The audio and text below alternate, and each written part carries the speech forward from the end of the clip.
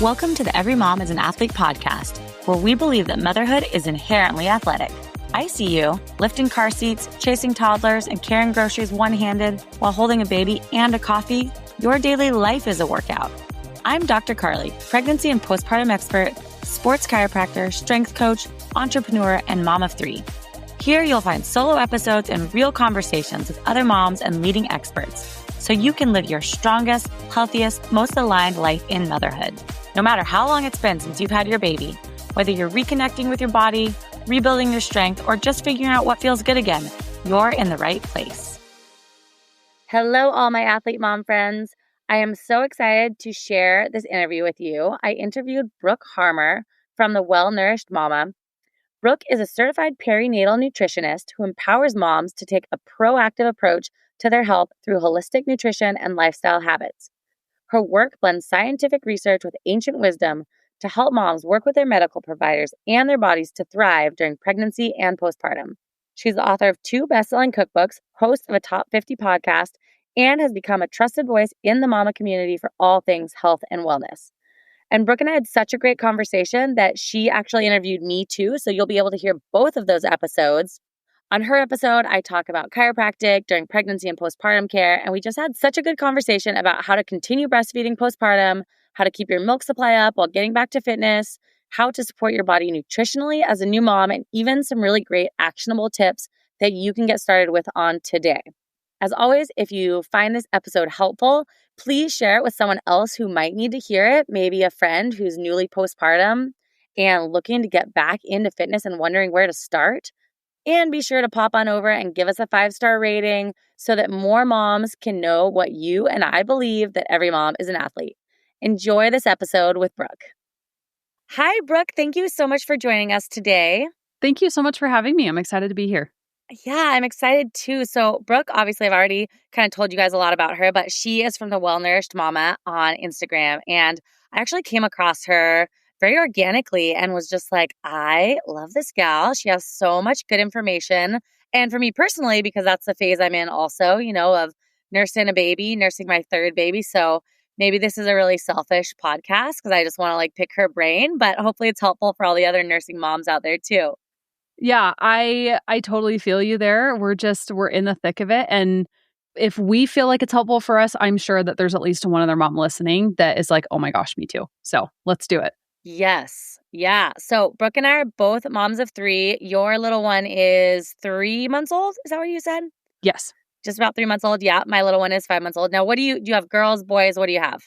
My oldest is a boy. He's almost 4. And then my middle child is a girl and she's about 18, 19 months. And then my youngest is a boy and he's almost 3 months. Okay. Yeah. We were just talking about this. My boys are 5 and 3, and then the little one's 5 months. So just I don't know, that year from 4 to 5 is that's a big difference. He is so helpful. So you're really doing it. 3 under 4, basically. Yeah, it's a lot. It's not how we planned it either, but we're grateful for what we have. Yeah. Oh, so good. Okay. So tell us a little bit about your background and sort of what brought you to doing this work to helping moms with nutrition, and just tell us a little bit of your story. Sure. I actually started out as a food blogger in college. I really just wanted to have something for myself, and I had figured out how to eat healthy on a budget as a newly married college student. So I was like, I'll just help other people do the same. So I started my food blog and kind of did that for a little bit. And then after I had my first baby, I realized that the healthy recipes was great, but what I was really passionate about was helping moms get through the lactation phase and still feel like they could be on the healthy train, still feel like they had the same opportunities as everybody else. So I kind of started to adapt my niche around there. And after about a year, I realized that my heart was really leaning more towards education and the mom space rather than just eat this recipe because it's healthy. That was great, but I felt like there was a deeper meaning behind what I do than just healthy recipes. So I officially became the Well Nourished Mama about 2.5, 3 years ago. And that's really when I dove headfirst into the educational informative content that you now see on my platform. I still do tons of recipes. I have 2 best-selling cookbooks. So Ooh. that's still very much a part of who I am. But a lot of what I do now is really helping moms understand how health and wellness fit into motherhood, because oftentimes I've seen it's the other way around. We're trying to shove motherhood into these health and wellness habits or, ideas that we see on social media, and it feels like it's not working. And that's Mm-hmm. frustrating because you want to confidently look in the mirror and you want to fit in your clothes and you want to be able to keep up with your kids. But the strategies that are for, quote, regular people that aren't in the thick of motherhood don't really work for us. We have Mm. different needs, both biologically and also just culturally. And so that's where I come in is I teach you how to adapt health and wellness to fit motherhood so that you aren't working harder than you already are just to Mm-hmm. quote keep up with everyone else. Yeah, that reminds me of like, when people post, everyone has the same 24 hours. And you're like, no, ma'am. Everyone does You not try have the having same 3 24 under hours. 4. Yeah. No.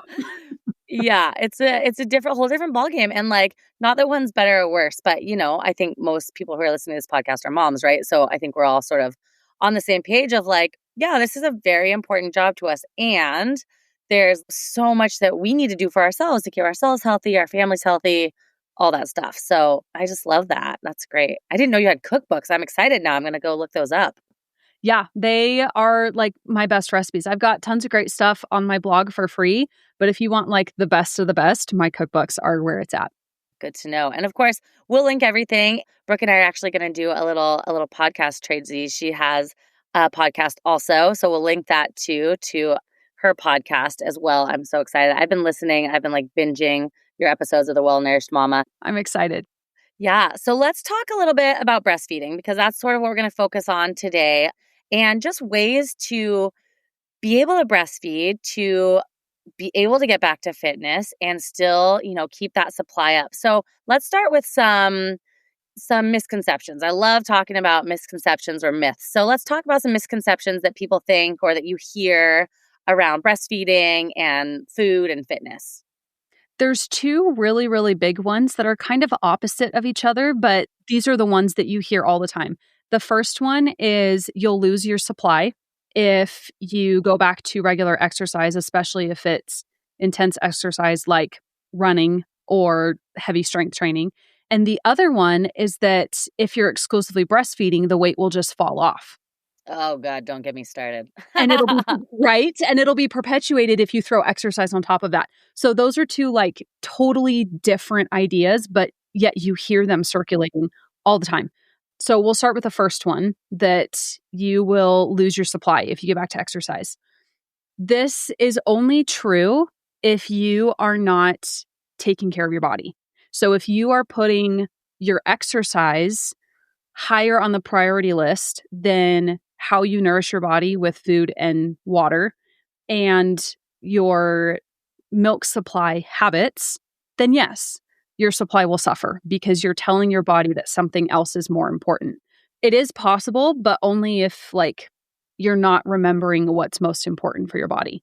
And then the other one that the weight will just fall off, I have heard some moms experience this. I wonder if a lot of it is just, the couple weeks after birth where your blood volume is decreasing and, your fluid retention and like all this other stuff. You're like, oh, look, the weight's falling off. And then you kind of like stagnate, right? And you're like, okay, and I'm just kind of stuck. And if this is the case for you where you feel like the weight is falling off and you're breastfeeding, that's amazing. I would say the Yeah. majority of us, on the other hand, do fall in the camp of, wait, I thought this was supposed to like boost my metabolism. And that can be true if you are nourishing your body the right way. Your entire metabolism is a composite of all of the different things that it takes for your body to run efficiently and how you treat your body. And so if you want to have a great metabolism while you're breastfeeding, you're going to have to put in some work to do that. But breastfeeding itself is not going to be this magic solution to making your metabolism go faster so that you just magically start losing weight.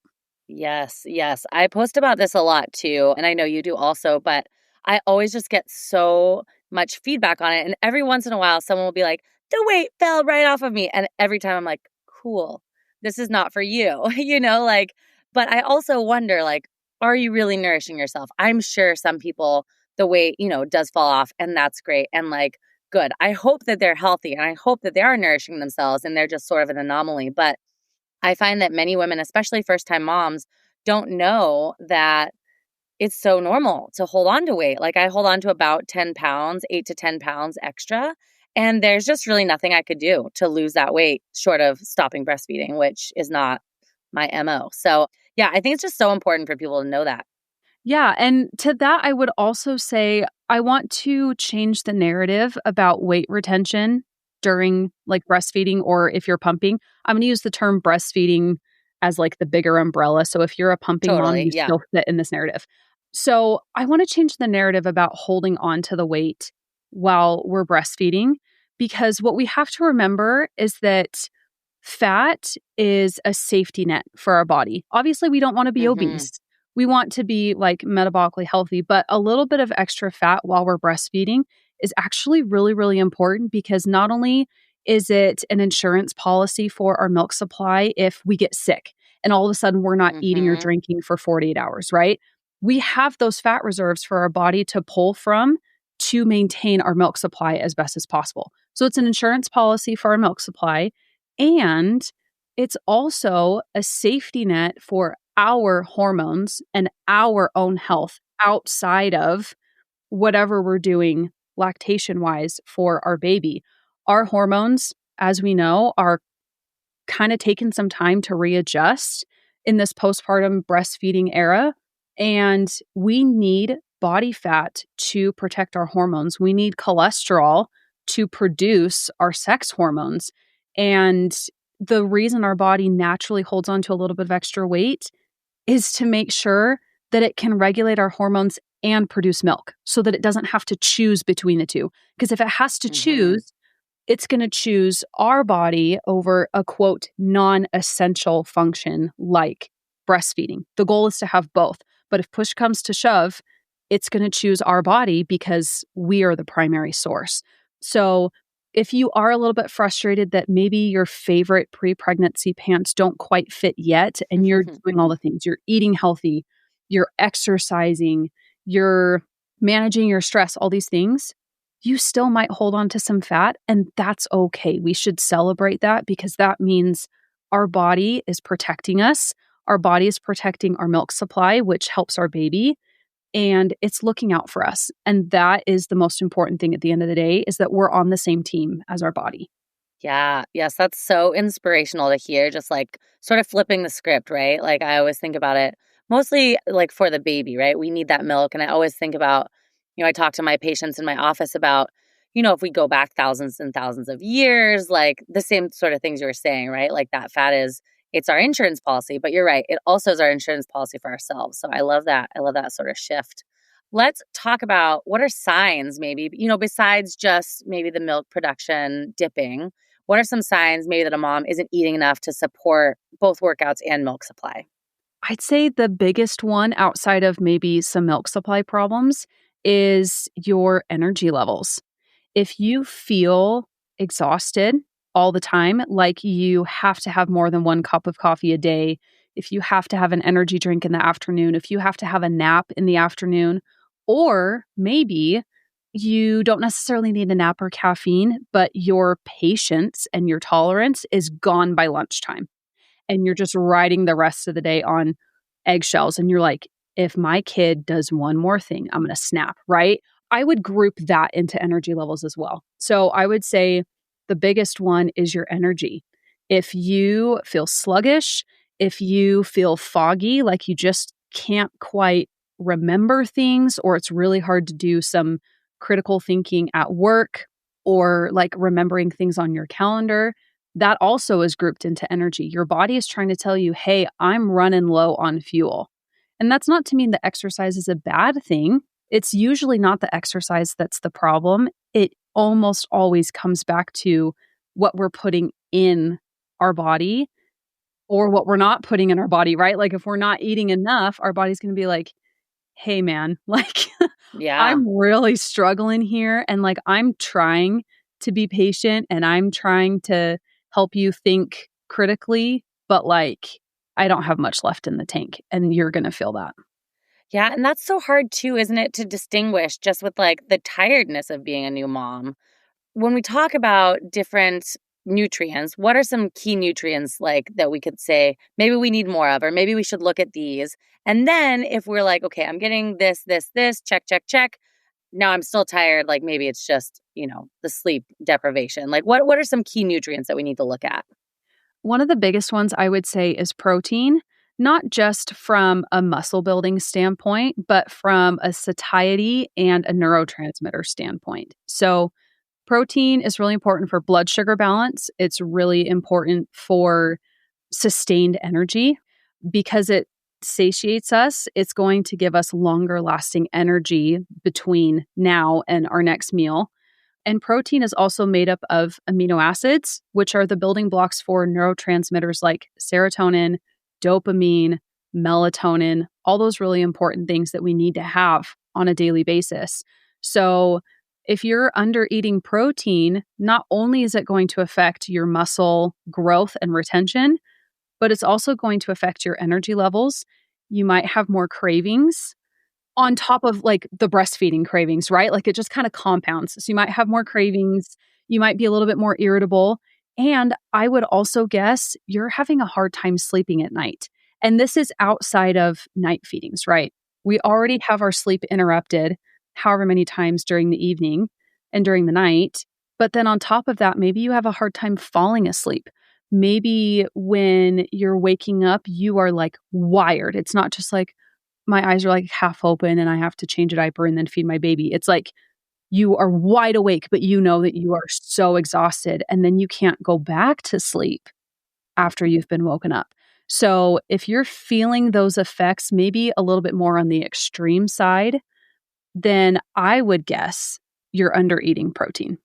Yeah, that's so helpful because I think we just get in as new moms, we just get in this habit of like, I'm tired, it's normal, I'm getting woken up, but I definitely notice a difference. This baby, I am so appreciative because I think I am getting enough protein because I wake up, I feed her, and then generally, knock on wood, I go back to sleep pretty easy. And I know with my first son, that was not the case. I was wired a lot. Thinking back to that now, like knowing so much more, I do think that I was probably a little bit malnourished that time around, just not knowing. Yeah. Yeah. Protein has such a bigger role than we think as women. And we've been trained for decades to think that protein doesn't apply to us because we're not Mm, bodybuilders, right? And even if you're a mom who's exercising, but you're not strength training, you still need protein. Also, because you're trying to rebuild your entire body from being pregnant and giving birth. So it's like so important for basically everything. Now, I yeah. get questions all the time of, well, how much protein do I need? And do I have to track my protein to get enough? So here's what I'm going to say. If you are someone who likes numbers and numbers do not become obsessive for you to the point where you feel like you have to restrict or like micromanage, and numbers are a useful tool for you, I would say bare minimum 120 grams. And if that's like a huge number for you and you're like, oh my gosh, like I don't know if I've ever had that much in one day, I have a free 2-week high protein meal plan that helps you hit 120 grams every day. So I got you covered there. If you're like me and numbers are triggering and they feel overwhelming and it makes your relationship with food more difficult, then I would just say make sure a third of your daily calories come from protein. And you can do that by just looking at your plate and saying, okay, is a third of my plate protein dense? And that doesn't mean you have to have chicken with every meal. This could be some eggs and egg whites and a protein bagel and a glass of milk. There's protein in the milk, there's protein in the bagel, and then the bulk of the protein is the eggs and egg whites. And when you add it all together, about a third, give or take, of your calories is protein. And you can kind of do that throughout the day and just kind of eyeball it. And if you're still feeling hungry and you're still feeling cravings, then maybe try increasing your protein at each meal just a little bit. Or maybe instead of having more of like a carb heavy snack, you throw in a beef stick, like a Chomp's beef jerky or something, and see if that makes you feel a little bit better. That's kind of a way to intuitively hit your protein goals without feeling like you have to obsess over the numbers.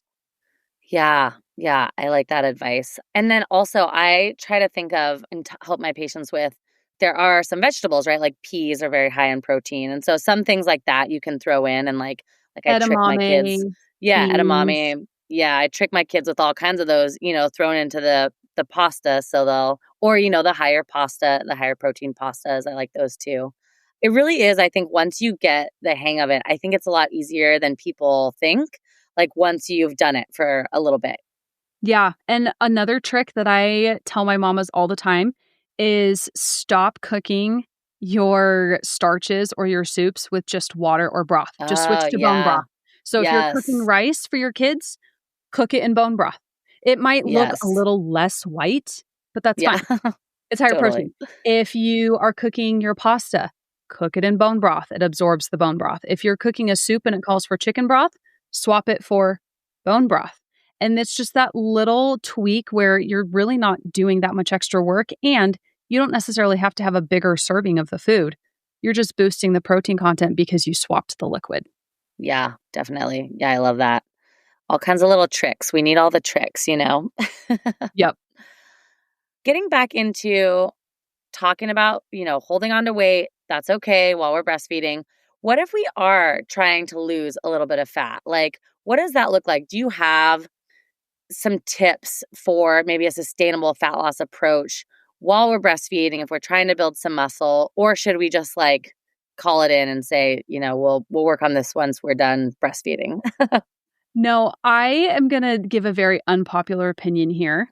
I have found success with weight loss while breastfeeding without being in a calorie deficit. Yeah, do And tell. the thought process behind this is if you are signaling to your body that there is always enough, that it never has to pick and choose, it's never trying to, look for scraps, it's very safe, and it knows that it will always have enough food to be a human, to produce milk for another human, and to build muscle, then it's going to be more efficient at all of those things. And it's the efficiency that naturally helps with weight loss rather than saying, we're going to operate on a little bit less and kind of starve the fat off. So for me, it all comes back to helping our body feel safe. Does your body feel safe enough to do all the things that you want it to do? If the answer is no, then you might see a dip in your milk supply, but you're building muscle. Which one do you want? Or your milk supply might be fine, but you might be holding on to some extra fat and you might be struggling to build muscle. If you want your body to do everything that you want it to do, it has to have enough fuel and it has to feel safe. And if you can do those two things, I've done it 3 times postpartum. I lost all 35 pounds that I had gained with my first 2 pregnancies within the first 6 months postpartum. And the scale went up because I was building muscle. So I've done it twice. Mm-hmm. And I'm currently on my 3rd round of doing it. I'm eating around anywhere from 26 to 2,800 calories a day. Yeah, I was just That's gonna a ask what lot your more. calorie intake. Yeah, Yeah, totally. that's a lot more than a lot of moms think. But I'm losing weight Mm-hmm. and I'm building muscle and my milk supply is not dipping. Yeah, and I think it's about making good food choices too. Like you're mentioning protein, of course we know is important, but like also having I find a very balanced or not balanced, what am I trying to say? A very eclectic diet of like different colors of vegetables and like trying to make sure I'm eating fruit. For me, that's like, I think as like a raised in the 90s, I'm like, fruit's bad. I have to like really fight that in my head, but all the nutrients that comes from fruit is so helpful. So talk a little bit about that. What does your like fruit and vegetable intake look like? What do you recommend? What does that look like? My goal is to try and get what I call 10 plant points a day. So plants would be fruits or vegetables, and you can sneak some legumes in there. So like if you like beans or lentils or edamame. So my goal is 10 plant points a day. And usually, if it's not like a super crazy hectic day, I get anywhere from 8 to 10. A lot of that comes from dinner. Our dinners usually have around 4 plant points, depending on what we do. But, if you can find a way to get one fruit on your plate for breakfast and, a fruit and 2 veggies on your plate for lunch, or you have a really big salad that's got like 5 different things in there, then you're already halfway there, right? And then you can kind of sprinkle stuff in throughout the day. But yeah, I'm usually shooting for about 10 plant points a day. Okay, I like that. Let's switch gears just a little bit and talk a little more about hydration and what kind of role that plays in production. We know it plays a role, but let's just give me some of your thoughts on what our hydration should look like. This is a fun one because we know that we're supposed to be drinking more, right? We're always told you should be drinking tons of water, stay hydrated, especially if you're weight training and breastfeeding or exercising and breastfeeding. But if you are the mama that is shooting for a gallon a day, I'm going to give you some bad news and tell you that you're actually dehydrating yourself more if you're trying to drink a gallon of water a day. The reason being because you're diluting all of the electrolytes and the minerals from your food and whatever supplements you're taking. So what I tell my moms is true hydration is a combination of fluid intake and mineral intake. Our body operates at a cellular level, and our cells are controlled by electrolytes. The prefix electro meaning electricity, right? Energy. And we need certain amounts of sodium, potassium, magnesium, calcium, and chloride in order for our cells to be efficient. Those are all transported by water, and they rely on water to get in and out of the cells to do their job and to make sure that everything's balanced. So if you're drinking a ton of water, but you're not matching that water intake with electrolytes and minerals in your food, then you're actually starving your cells of the energy that they need to feel good. So if you're doing really great with your protein, if you're doing really great with your exercise and your caloric intake, and yet you still feel tired and you still feel like you're kind of stagnant and stuck, I'm going to guess it's your mineral intake. So making sure that you're eating lots of plants during the day, that's our main source of minerals. And then I recommend every mama have at least one electrolyte supplement a day. I know supplements are not tightly regulated and we don't want to blindly supplement, but our needs are so high during lactation that it's literally impossible to get everything we need just from our diet alone. So making sure that you have a really high quality electrolyte supplement on hand, and that's just part of your rotation every single day. Yeah, I agree. I recommend the same thing for my patients. I notice personally a big difference in my energy levels if I take my daily electrolyte supplement or not. In fact, right now I was just thinking I didn't take it and I'm like, oh, I need to take that today.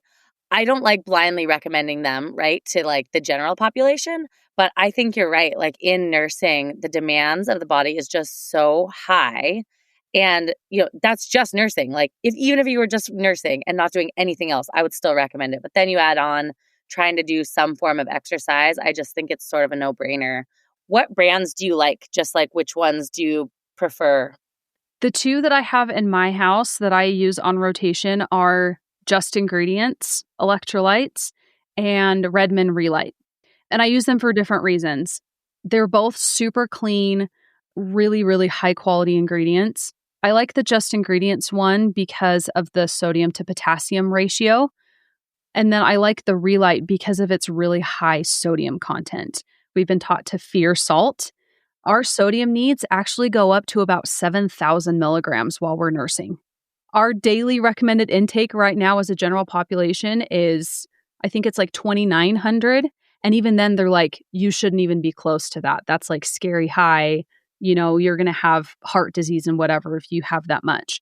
But what I tell my moms is sodium is buddies with potassium. So Mhm. if you're worried about your heart health, if you're eating processed food and you're not eating enough mineral-rich vegetables, you're going to be crazy high in sodium and crazy low in potassium, and that's where the problems are. So Mhm. having these electrolyte supplements where they have a balance of the two, and you're also eating a nutrient-rich diet, poor heart health should not be a concern if you're aware that you need lots of potassium. So those are the two that I have on hand. There's still a ton of other super great brands out there. And if you want to find one that fits your budget and your dietary needs, I have a blog post that reviews the 25 most popular electrolyte supplements on the market.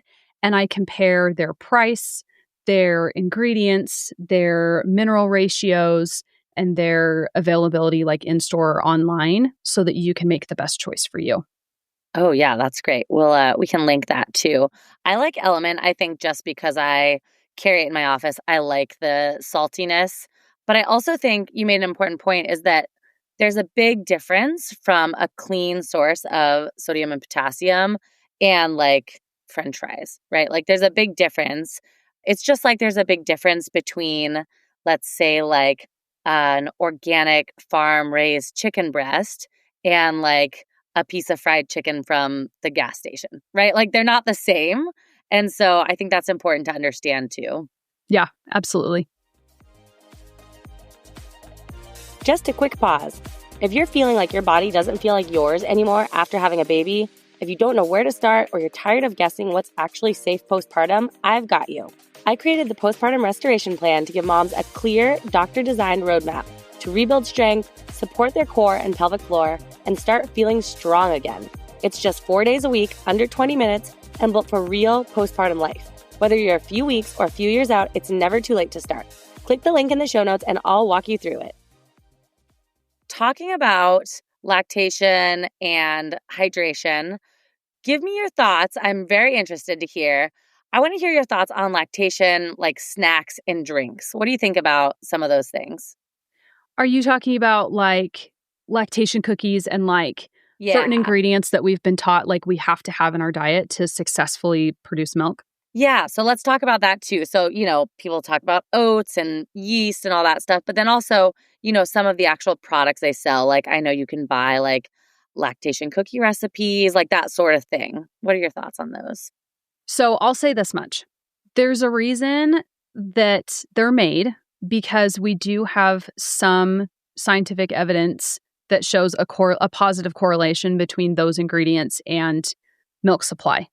However, if you are relying on those products or just those specific ingredients to have a good milk supply, you're going to be sorely disappointed.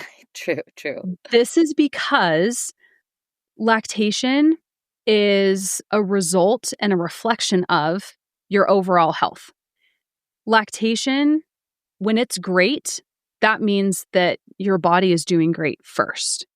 So if you're eating enough food, if you're eating enough protein, if you're hydrating with your minerals, if you're managing your stress, if you're getting a good quality, not necessarily amount, but good quality sleep at night, all of those things put together are what make a good milk supply. If you want a little extra boost and a little extra safety net for your milk supply, those ingredients and those products are a great little cherry on top. But those Sure, are not yeah. the foundation of a successful milk supply. Does that make sense? Yeah, I completely agree. I do think people get, we all sort of want the easy fix, right? So it's like, oh, I can just have oatmeal cookies and it'll be fine. The thing I have been sort of relying on probably a little bit too much is like a lactation cookie protein ball, like combo recipe that I really like. I think, like you said, it's a nice little cherry on top. It's nice something for me to grab as a little snack instead of like, something that's going to be less nutritious. But definitely, I think as a part of a bigger picture, right? A bigger picture of whole food nutrition. And like, that's just like a little piece. Exactly. And I want to touch on something you said where, we want the easy fix. To my mama who feels like she is struggling with her milk supply for whatever reason, and you've been following the advice of just feed more, just add in another pump session, just Mm-hmm. power pump once or twice a day, or just eat more oats, just eat more brewer's yeast, whatever, and that's not working, my response to you is that's because you don't know why your supply is low. Mm-hmm. It's kind of like the idea, I don't want to, do I want to go there? I'll go there. It's kind of like the idea where if you have a headache and you reach for ibuprofen first, Yeah. the ibuprofen might help, but it's not fixing the problem of why your headache came in the first place. Yeah, it's the symptoms, right? Right? So when I think of these lactation foods or these lactation ingredients, I put them in the same category as ibuprofen, where they can be helpful in some scenarios, but they're not going to address the underlying root cause. So if you feel like you're having milk supply problems, whether you're exercising or not, the way that you're going to fix your low milk supply is if you figure out why it's low in the first place. Is it low because you're over exercising and under eating? Is it low because you're not getting good quality sleep at night? Is it low because you are stressed all the time and your body just is not in a regulated nervous system state? Is it low because you have a bad latch and you just need the help of a lactation consultant to figure out more of the mechanics? It could be so many things. And that's why I don't always promote the lactation ingredients, because they're kind of like ibuprofen. Totally. Yeah, it's not really getting to the root. And it could be multiple of those things, right? Like there's no rule that says it's just one, right? It could be a latch problem, and it could be that you're not hydrating well enough, or, overexercise, whatever it is, right? It could be multiple, Exactly. multifactorial. Mm-hmm. One question I thought of as you were talking about that, when you're talking about moms sustaining through the day, how often do you recommend that your moms are eating, a little snack here or there? I know what I recommend, but I'm intrigued to hear what you'd recommend. If you're eating well-balanced, nutrient-dense, calorie-dense meals, then you shouldn't have to eat less than 2 hours apart. Like you Sure. should be full enough that you could go somewhere between 2 and 3 hours before you need to eat again, whether that's a snack or a meal. That's just kind of like a Yeah. general rule of thumb. I know some women do better with 3 large meals, like breakfast, lunch, dinner, and then maybe like a little dessert or snack in the evening before you go to bed. That's awesome. For me personally, I can't do as much in one sitting. So I kind of do like 4 meals a day. And then I will actually have a snack during one of my night feedings because Mm-hmm. I'm hungry at 3 o'clock in the morning Yeah. when I'm feeding my baby. So I wouldn't say there's like this hard and fast rule of you have to eat 3 meals a day and 2 snacks or whatever. I would go more along the lines of making sure that you're eating nutrient dense, calorie dense meals throughout the day. And if you still need more support between those meals, choosing a blood sugar friendly snack that will tie you over until your next meal. And at all costs, always eating if you're still hungry. So a lot of moms will come to me and they're like, what if I eat this really great meal and it's got my protein, it's got my veggies, it's got my complex carbs, whatever, and I'm still hungry after I finish my plate? What do? Eat more. Yeah. You're like, yeah, eat more, man. Just eat more food. Your hunger cues are a clue. Mm-hmm. If you're hungry, then that means you need more food. If you're hungry 45 minutes after eating a really, really good meal, it might not be a calorie thing. It might be a balance issue, right? And that's kind of where maybe you need to jump on a one-on-one call with me so I can kind of like help you figure out which one it is. So you're not just the guessing game of, well, do I just eat more? Or do I change what I'm eating? Like, what is it? Generally, I encourage my moms to, just like your baby feeds on demand, I encourage my moms to feed on demand and pay attention to their hunger cues. And if you feel like you're eating every 45 minutes, then let's adjust what you're eating. Right. You adjust what you eat, how often you eat will naturally be resolved, if that makes sense. Yeah. Oh, yes. This is all so, so helpful. I really appreciate this. As we're sitting here, I'm like, oh my gosh, I'm so hungry right now. I did a bad job of managing my hunger cues today. Well, I want to get us wrapped up here. So I have a few rapid fire questions. Are you ready? Let's do it. Okay, great. What is your go-to snack after a workout? Ooh, I would say Chomp's beef stick and some popcorn. Oh, popcorn. Okay. I love those Chomp's beef sticks, man. They're so good. They are so good. We go through Costco bags like there's no tomorrow in my house of those. Okay, one postpartum pantry essential every mom should have. Ooh, postpartum pantry essential? Ooh, how do I narrow that down? I would say like your favorite nut butter. Whether it's in the nut form or the nut butter form, it's calorie dense, it's mineral rich, and it's really easy to just add on something. So you can just add a tablespoon of almond butter to your smoothie, or you can sprinkle on, some pecans on your salad or whatever. Like having a good rotation of nuts and nut butters to just throw on something is going to be super easy, super helpful. Oh, yeah, that's helpful. Okay. What is your favorite? Well, you have a whole cookbook about this, but what is your favorite easy dinner for a busy weeknight? Ooh, always a curry. Always a okay. curry. For a couple reasons. One, it's really easy to make it calorie dense, which is great. It's really, really pantry friendly. Like you can choose any protein, any vegetables you have, and then you just choose your favorite starch, whether it's like rice or noodles. And hopefully you've got just like the generic seasonings of turmeric and maybe some soy sauce in the fridge, and then a can of coconut milk is shelf stable. I always have like 3 cans of coconut milk on hand, and you literally just throw it all together. It's so easy. You could do leftover steak, you could do chicken, you could even do like, if you have chicken strips, like the fried chicken strips, frick, you can do that. I don't care. You could do like frozen meatballs, you could do shrimp, you could do salmon, like literally any protein. And it's like 30 minutes and you can just clean out your fridge and your freezer and your pantry. Yes, love it. We do sort of a similar thing, but I always I'll have to do that with curry. I always end up using like a pesto, just like same thing, like a bowl of all the things, protein, veggies, some kind of starch, and then pesto. But my kids would probably appreciate something different, so I'll try the curry. Or even a stir fry. Like if the flavors of turmeric and like curry spices aren't your thing, or pesto, stir fry is basically the same thing, right? You just choose your rice and you cook it with bone broth, of course. Any protein you want and any vegetables you have, and you just whip it together. It's so fast.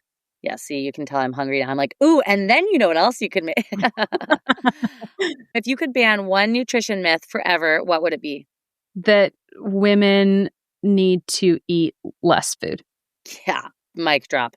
But I actually have one more question. Okay, and what is one small change a mom could make today to feel better in her body without sacrificing her milk supply?